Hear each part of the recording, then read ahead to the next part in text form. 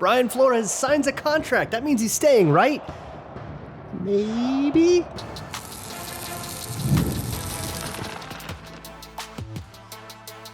You are Locked On Vikings, your daily Minnesota Vikings podcast, part of the Locked On Podcast Network, your team every day. What's up, everybody? Welcome to the Locked On Vikings podcast, where we're always trying to learn something new. It's part of the Locked On Podcast Network, the #1 sports podcasting network.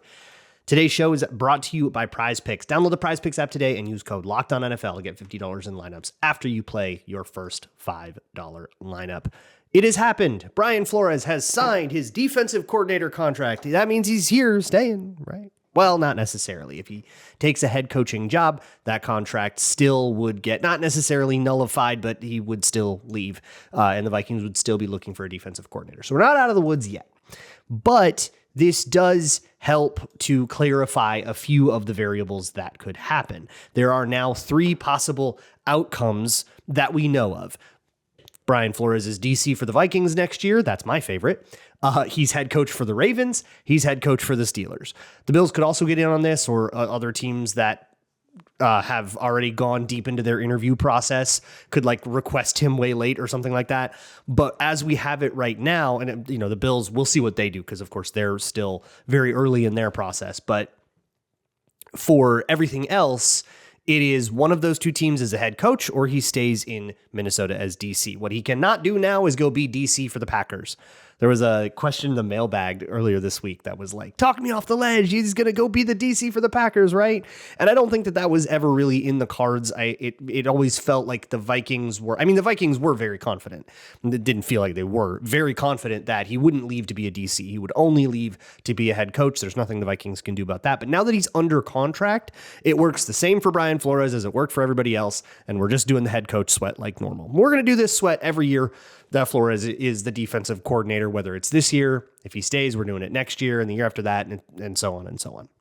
So this feels like a good time to go over the Steelers and Ravens head coach searches and how that relates to Flores.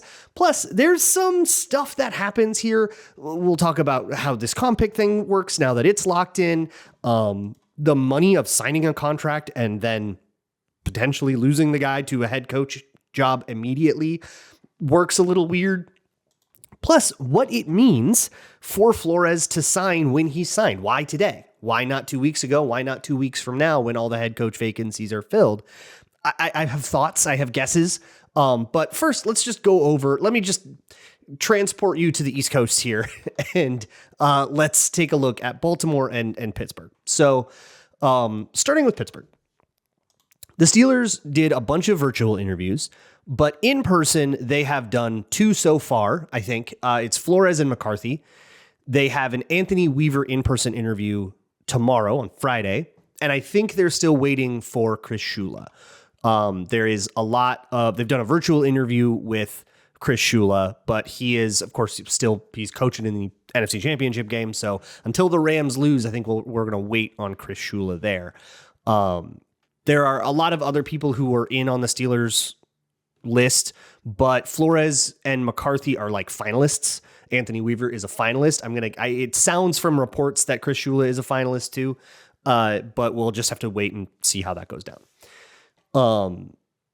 As for the Ravens side of things, they have interviewed Flores and 16 other candidates in a virtual sense. So they have thrown a very, very wide net out there, but not a lot have gotten second interviews so far. Jesse Minter, who is closing in on the deal per a lot of things. Jason LaConfora had a tweet out there. For whatever that's worth to you. I know he's had a spotty record, but for whatever that's worth, he's also the first scheduled for a second interview. They also have second interviews scheduled for Joe Brady, Darren Rizzi, and Anthony Weaver. So I think if the second interviews start actually going in Baltimore and Flores isn't invited for one, I'm going to guess that everybody who's not invited by the time the second interviews in Baltimore are underway and we're talking about it, I'm going to guess that they're done adding to the list, that they know who the second interviews are going to be, unless they all go bad and they have to go back to the well or something like that. But that's where these coaching searches are at right now. Flores seems to be a real finalist in Pittsburgh. it doesn't look to me right now that he's a finalist for the Baltimore job. So we're waiting for Pittsburgh, really. Or if Baltimore requests a second interview, now we got to go back into sweat mode for that. So it's interesting what I found looking at the Steelers search, because there's a lot of an appetite for a younger mind. And like at 44 years old, Flores is not an ancient, dinosaur or anything like that. But he's another defensive coach. If the Steelers do want to go the other way, that kind of puts it out. However, if Chris Shula, Anthony Weaver, and Brian Flores are all that, like Mike McCarthy is the only guy with an offensive background in that group. So it doesn't sound like the Steelers are going that way. And I've even talked a little bit to Chris Carter about of Locked On Steelers about like why I think he's such a good fit for the Flores gig. And I talked about it on a podcast on Locked On NFL. I think Flores is such a good fit for the Steelers gig. And so I'm still sweating that one. I just think it's a really good idea. But with these coaching searches, it does kind of play out where a lot of these dominoes don't fall until after the big candidate is eliminated. After last year, after the Lions got eliminated, everybody wanted a piece of Ben Johnson. Once Ben Johnson got on the market and then he ends up with the Bears, and then a lot more of the dominoes fall, that's kind of where we're at. We've already had a little bit of it because everything was stopped up with John Harbaugh. Then that domino fell, and then Stefanski went, and then some other stuff happened. So some of these things sort of played out, but I think we're going to kind of hit a wall again as very meticulous organizations like the Steelers and Ravens do their second round of interviews and have their big long talks about it. And, they all sleep on it and then they talk again, and they're going to take a while here. I didn't really think that we would get any news on this until that stuff is over, but we have gotten to that news, which again, I'll talk about what I think that means later in the show. But it is nice that the Vikings are not going to lose Brian Flores to being somebody else's defensive coordinator. If that were to happen, now the Vikings have to consent to it, which they will not do. The Commander's interview was funny. I'm going to guess again, it was just a leverage play, but that does lead me to think we don't know right now the length of the contract. It probably is a moot point because obviously these contracts are really easy to get done. You can get them done in even under the gun and under whatever circumstances. It's really easy to get it done. And it didn't seem to really be an issue, and it didn't seem to hold Brian Flores back from interviewing wherever he was going to interview. It's still kind of wild that he hasn't been called by a team like the Raiders or the Browns or the Cardinals, but maybe those teams don't expect Brian Flores to call back. I just did an interview with Alex Clancy. He does Locked On Cardinals. You'll see that tomorrow. But one of the things he said was like, he doesn't know if Brian Flores would look his way. And that might be why there isn't a requested interview at all, because they know that he wouldn't be interested. But Flores has been choosy about this. I think he could have just gone in and snagged whatever, name your dysfunctional team here that just fired a guy after 2 years, like the Cardinals or the Titans or whatever. And he has avoided doing that. And it makes sense. He is on his second run. If you go on your second run and you flame out, it's so rare that you get a third one. So this is it. You've got to pick the right thing. And it makes sense that he's interested in the Steelers job. He will take a head coaching job eventually. Someday this will happen. We have already getting 3 years out of Flores, I think, is already on house money. So I don't want him to go take the Steelers job, but if he does, it's something that I'm going to be able to find my peace with because, hey, don't be sad that it's over, smile because it happened. And then we go on to other DC stuff. I actually had a pretty impassioned pitch for Raheem Morris on yesterday's episode of Locked On Vikings. You can check that out. But let's talk about what happens if Brian Flores does leave. And I do have curious thoughts about the timing. That'll be next on Locked On Vikings. Today's Locked On Vikings episode is brought to you by Robinhood. What if sports were traded like markets? Now you can put your sports IQ to work in real time with Robinhood prediction markets. It's not you against the house, it's you participating in a live market. You can buy or sell your positions live all game long. Use your sports knowledge in the moments that matter. Robinhood prediction markets changes the game. It's people moving the action, so when the momentum shifts, you can move with it. I always knew the game, but never had a dynamic way to apply that knowledge. Now I can actually take part live in a market powered by people. You're no longer just a spectator. Play by play, you decide. Trade every play with Robinhood, now available across the U.S.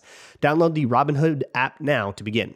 Futures and cleared swaps trading involves significant risk and is not appropriate for everyone. Event contracts are offered by Robinhood Derivatives LLC, a registered futures commission merchant and swap firm. This episode is also brought to you by Gametime. Look, there's only a couple of games left here in the NFL, but the NBA is going and the NHL is going. If you want to go check out the wild and the fantastic season that they're having, or the Timberwolves who are having so much fun, or maybe you don't live in Minnesota and there's a sports team near you or a concert or event or whatever, check it out with Gametime. It gives the advantage back to fans. It's a hack for unlocking amazing NFL tickets and experiences in just a few taps. There's all kinds of great features on Gametime that make it a great place to buy your tickets, such as being able to see the view from your seat before buying, zone deals that allow you to pick the section and Gametime picks the seats and saves you even more. And the main draw of the app for me is that you see your price at checkout on the app. If that thing says this is going to be a $100 ticket, you're paying $100. There's no hidden fees, no surprises at checkout, and you get rid of all of the waiting in queues, refreshing, and all that other nasty stuff that makes it such a nightmare to buy tickets. So take the guesswork out of buying NFL tickets with Gametime.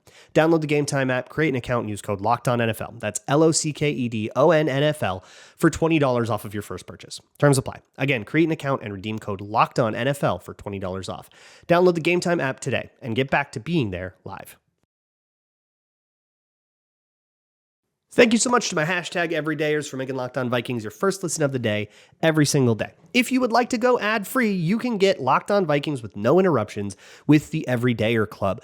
Go to lockedonvikings.supercast.com, and for $5 a month or $50 a year, you can get ad-free episodes of Locked On Vikings, access to a special Discord server, and more. Let's go to some of the nitty-gritty here with Brian Flores signing his contract. This is an X-year deal. We don't know how much money. We don't know how many years. It's not a huge deal. There's no salary cap for this, so there's not a lot that you have to worry about with, if it's like too expensive or whatever. But I'm going to guess that they threw the bag at the guy as far as coordinator contracts go, and he deserves that.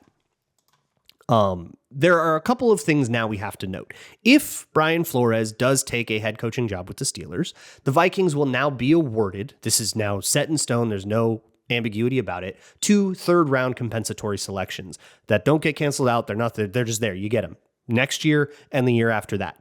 So in each of 2 years consecutively, you get an extra third-round pick if Flores goes. Helps soften the blow a little bit. That is the Rooney Rule comp pick program that the Vikings had, or that the NFL has for minority head coach and GM candidates. If there was a minority candidate in someone's front office, and then like Kwesi, that ended up giving, it was San Francisco, right? That he came from, ended up giving them two compensatory third round picks as well.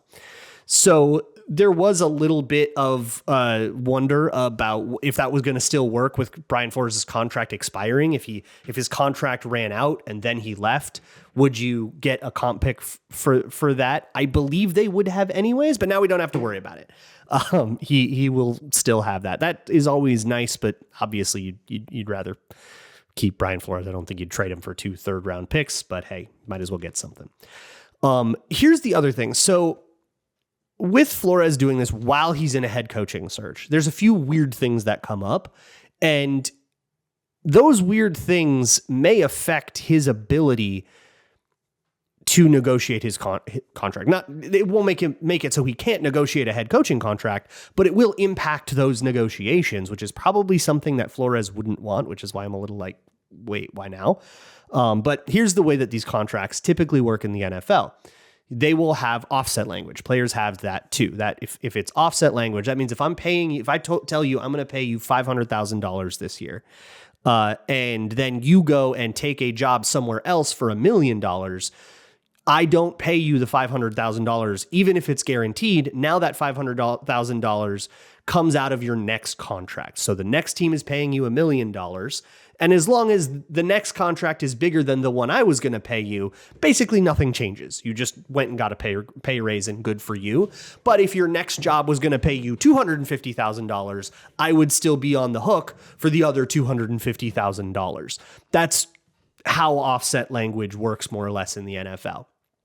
Coaching contracts, almost all, I would even venture to say they probably all have offset language. It's very much the boilerplate thing to do, is to have that offset language, because coordinator contracts, even expensive coordinator contracts, are smaller than even the smallest head coaching contracts. So if Flores is making $5 million a year to be a coordinator, which I think would be a pretty high number, it's really hard to find details on this. These are not reported figures at all.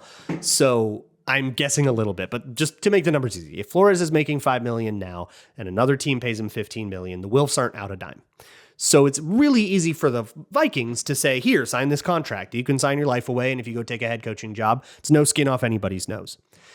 The thing about it is it sort of makes it awkward for Flores when he is negotiating with, let's say he does take that Steelers job. And let's say the Vikings signed him to a 5-year contract that he's now presenting to the Steelers and saying, okay, I've got this 5-year deal. What are you going to add to this to make my coaching contract? Well, the actual dollar amount is probably paltry, and the Steelers probably were going to offer him something more than that anyways.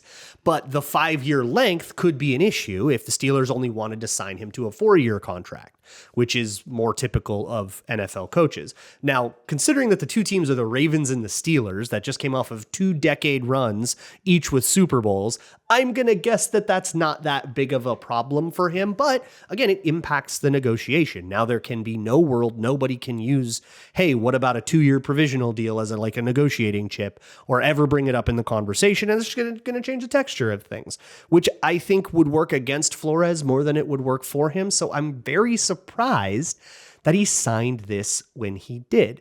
So I have to ask that question. Why now? What it sounds like happened was that the Vikings were trying to get a contract done with him over the last few weeks. That it was a process that did take a while. A lawyer's got to type it all up and draft it, and then somebody's got to read it and say, I want to make these changes, and then you negotiate those changes, then the lawyer types it up again, right? Like, anybody who's actually negotiated an employment contract before knows that this is not a thing that happens in 20 minutes in a waiting room. But what I don't think was happening is that there was any harumphing from anybody. I don't know if there was a lot of speculation that Flores was pissed off because the offense was bad and the defense was good, and so he was doing that, or if he demanded personnel control or any of that stuff. I can't speak to any of that, but whatever it was, it's been resolved and it's fine. That could be one reason that it just took a little bit longer. And it's also a little weird for it to ever get to this situation. The Vikings, I do know this, the Vikings offered contract extensions to several staffers last offseason. Many of them took it, Wes Phillips included. And Flores, for whatever reason, did it. But it kind of makes sense because we are in this year-to-year space with Brian Flores where we don't really know if he's going to be around next year, which is obviously a very awkward thing to plan for. But at this point, he's been around for 3 years. So the Vikings made decisions in 2023 with Brian Flores, like bringing in Byron Murphy, for example, that did stand the test of time. And here we are, Byron Murphy and Brian Flores in year 4 together can build that chemistry and become that kind of player.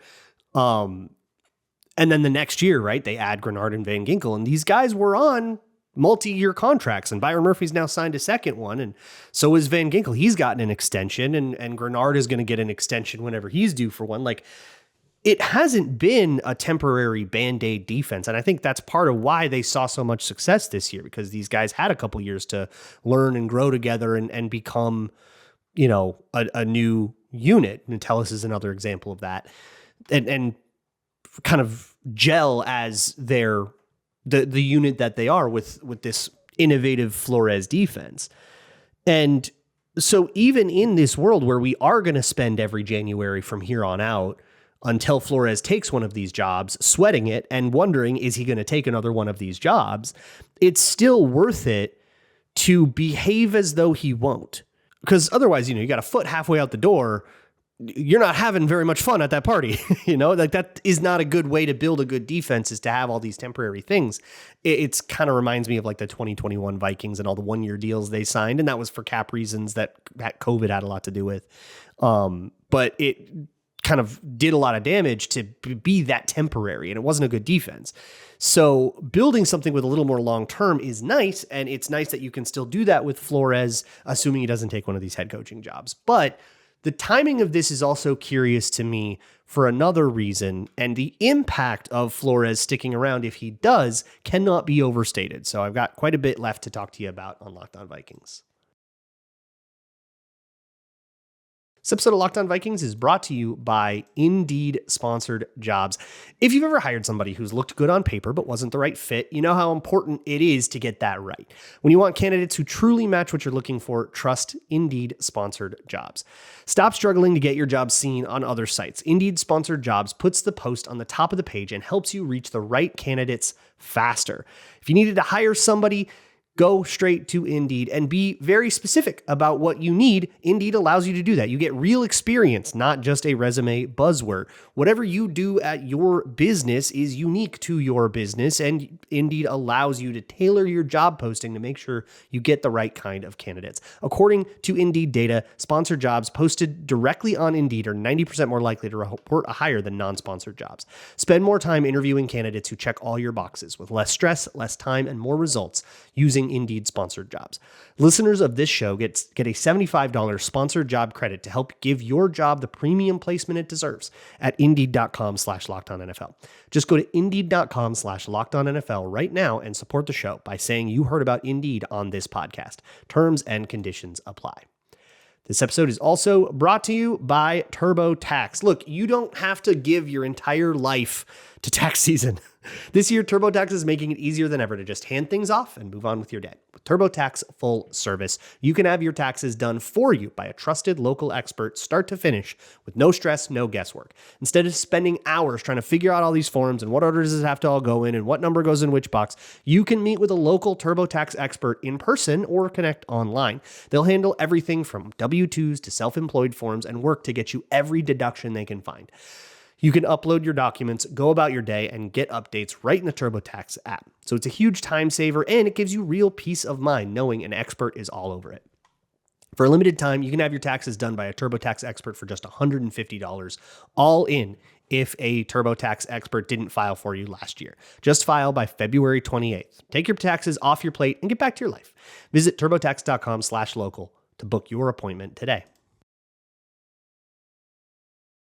I'm going to be real with you. I am surprised that we are learning about this now. So much so that I had a totally different idea for what today's podcast was going to be before this news dropped, where it happened about 6 p.m. Central.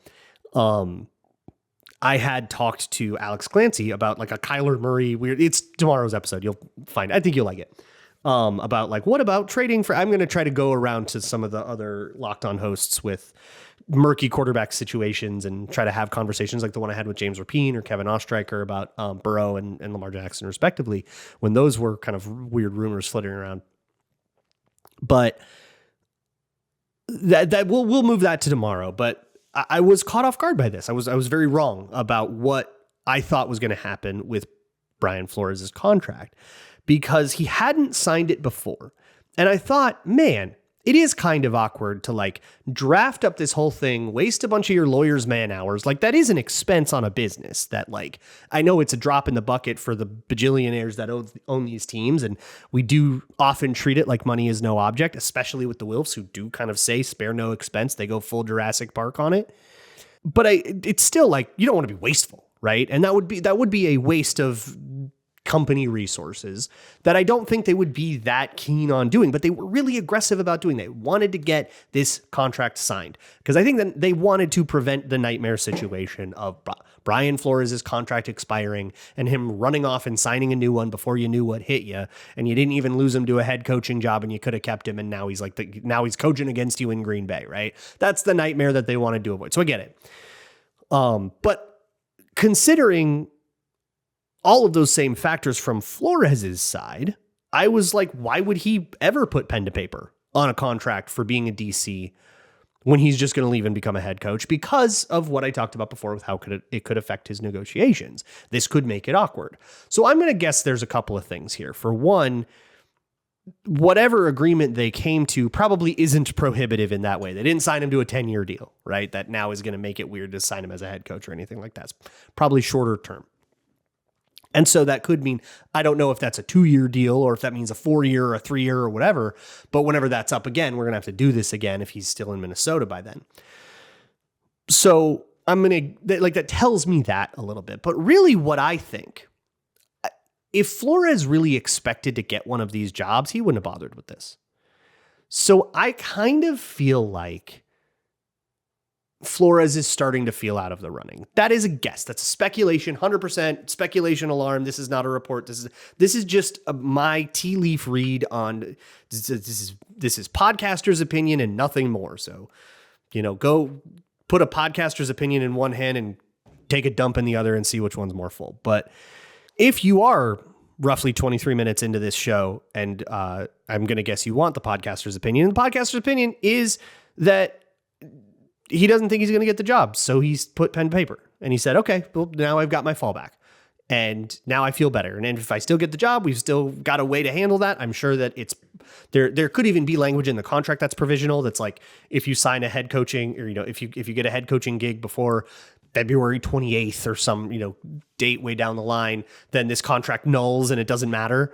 But whatever it is, they've found that agreement, and it echoes what Flores said in his press conference, his final press conference of the season, where he said he's loved his time here, and it was past tense, so some people were weird about it, but he talked about how satisfying it's been to be in Minnesota and how much support there is in Minnesota, and how positive this has been for a guy whose career has not always been positive with his surroundings. Very famously in Miami and in some of the other coaching interviews, the Rooney Rule stuff he went through, the text of the lawsuit. He likes it in Minnesota. He both told us that, but signing this contract reaffirms it. But I guess there's two reasons that this could happen. One is that he doesn't feel like it is that I'm right, and he doesn't feel like he's getting the head coaching jobs. And the other reason is that I'm just wrong about everything and that it actually just matters so little that he can just kind of sign his life away. And he says, whatever gets you to stop calling me all the time, because I'm trying to figure out how I can get this Steelers job. And he just signs his life away and it doesn't matter. And it makes no difference at all for Flores, in which case the Vikings want it. Flores doesn't care. So sure, it's going to happen. And that's just as likely. Like I have no confidence at all in my read on these things. I'm no contract lawyer, and I'm certainly not a coach's agent. So I'm speaking from a place of no expertise here. But what we do know is that Flores has, at least in gesture, made some kind of commitment to the Vikings, and has made a gesture of good faith about the Vikings that, hey, if I'm not a head coach, I'm here. And there's a comfort in that. If he does take the head coaching job, and it's something that, all teams deal with from time to time, that you lose a coordinator, you got to go get another coordinator, right? This happens to 9 teams a year. Not 9, it's 10 openings this year. That's crazy. But somewhere between 6 and 10 teams a year have to do this, where they lose their guy. So whatever happens, this is the kind of off-season principle that I like to say is, not until after the draft can you really evaluate where the roster is at, because the offseason is structured where you lose something before you gain it, right? You lose Flores before you gain a DC. And if you're going to be like me and you'd be really excited about Raheem Morris, where there's going to be a gulf between those things, where you don't have Flores and you don't have that DC that you're really excited about, and you're just like stressed.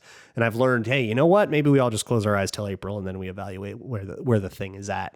And instead, cover it like you cover a horse race, and that's a lot more fun. But if Flores does stick around, if I'm right about this, and this means that he is starting to sense the winds, that the Steelers are going a different direction, that the Ravens are going a different direction, and so he says, okay, let's get this squared away.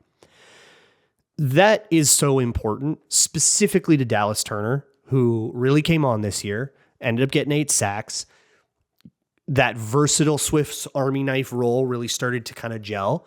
And what Flores can do with that next year, knowing that if you do want to pull Grenard and keep him a little fresher, you do want to pull Van Ginkel and keep him a little fresher as those guys get older, and you can put more pressure on Dallas Turner and he's going to answer the call. That feels like a really important lesson that we can learn about this season that now Flores would have the chance to implement. That's not only great for the scheme, but it's also great for Dallas Turner, who doesn't have to now go learn a new scheme and go become a young player on a learning curve again. He can really start to come into his own. I think that matters a lot. And I've explained this on the show before when talking about other DCs, but I think that commitment to versatility and aggression is so important for Josh Metellus being as good as he is. He's always been a jack of all trades, master of none to me. He is not the best nickel corner in the world. He's not the best safety in the world, and he's not the best linebacker in the world, but he's one of the only people that can do okay at all of those things. And there is so much value in that, even though he's not going to be the best player on the field. The fact that you can move him around makes him such a problem solver that like it can paper over other weaknesses and you don't even see the impact because you don't know what it would have been like if he wasn't there. So I love that Flores has found a usage for this player like this. And as much as I would love a guy like Raheem Morris, or there's a lot of DC candidates I would actually like in this cycle. So there's a lot of people I could be excited about. I don't know if any of them do that with Metellus or with Dallas Turner or Van Ginkel, who also has a similarly versatile role. And the other thing about Flores is there is this magic ability to make cornerback not matter. And I'm probably going to spend a long time this offseason calling again, please get a serious man-to-man cornerback in here. It makes everything so much easier. But Flores has found a way to scheme his way around it. I would love it if he didn't have to, or if the next guy didn't have to, but he's found a way to scheme around it. And that has proven really valuable as well, because the Vikings can't, and they have one expensive corner and they've got reclamation projects and draft picks that aren't first rounders. Like that's the whole room. They had 3 cornerbacks active a bunch of games this year. Three cornerbacks active, and it was all safeties, right? It was all Theo Jackson and Jay Ward, and those guys were doing stuff. Of course, with Flores locked away, if these head coaching vacancies get sorted out here in the next week, and we do know that it's Flores locked away, we can then turn our attention to some of the pressing issues that are facing this defense right now. What are you going to do in the middle of the defense with the way Javon Hargrave played against the run and the way that they got run on a lot is not going to keep the sustained success that they had. The Vikings were, by some metrics, the best team. By most metrics, they were at least a top 5 defense in the world, in the league this year. But that's not going to stick around if you don't fix your run game. Not to mention the secondary cupboard is barren again. They've actually figured out they've got Isaiah Rodgers and Byron Murphy. That's a couple of corners, but that's literally the only 2. And outside of futures deals, I'm not kidding, those are the only 2 people on multi-year contracts that are on the roster as corners, which is a situation we find ourselves in again. Plus, you have huge questions at the safety position with Harrison Smith likely retiring, with Theo Jackson underperforming, getting benched. Is this a Jay Ward angle? Is this I don't know what you even do. Like, is this a free agent? Does this become a draft priority? These questions facing the Vikings are pretty dire, and you can't answer them till you know what kind of defense you're trying to put together. So I hope that the Vikings can get this sorted out in the next week or so. I hope the Steelers and Ravens can kind of get off our backs here so that they can really start thinking about it and have lots and lots and lots of time before free agency and combine and all that stuff to start putting together their plans and their wish lists. Kyler Murray thing tomorrow. It's a weird hypothetical, but we had some fun with it. So I hope you enjoy that. I will see you all for that. And as always, Skol.